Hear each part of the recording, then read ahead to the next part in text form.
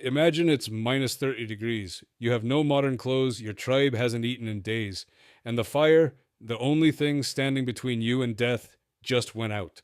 What our ancestors did next to survive nights like this will make your skin crawl. And no, I'm not talking about hunting mammoths. 20,000 years ago, winter wasn't a season, it was a war.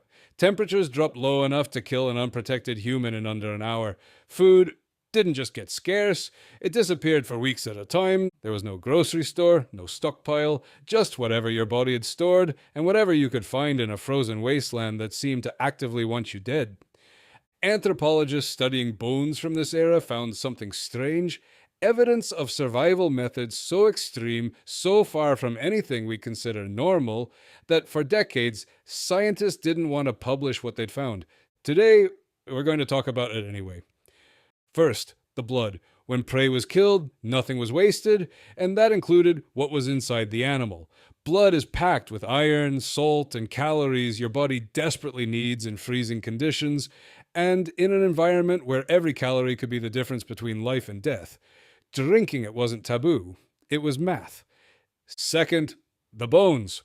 Long after the meat was gone, early humans would crack open animal bones with stone tools just to reach the marrow inside, one of the most calorie-dense substances found in nature. Archaeologists have found piles of these smashed bones at ancient campsites, every single one deliberately broken at the exact point richest in fat.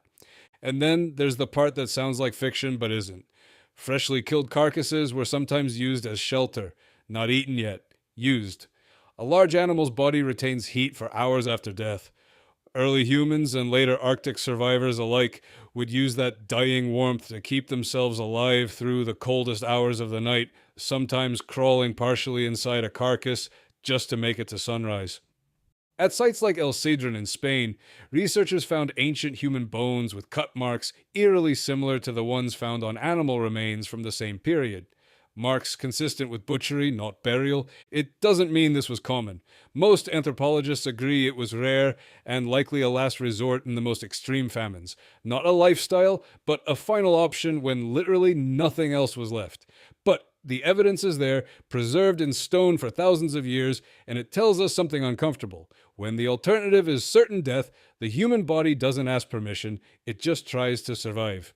Here's the part that should really sit with you. Every single person alive today is descended from someone who made it through nights like this. Someone who drank the blood, cracked the bone, crawled into the cold body of an animal just to see the sun rise one more time. They didn't do it because they wanted to. They did it because the alternative was disappearing from history completely.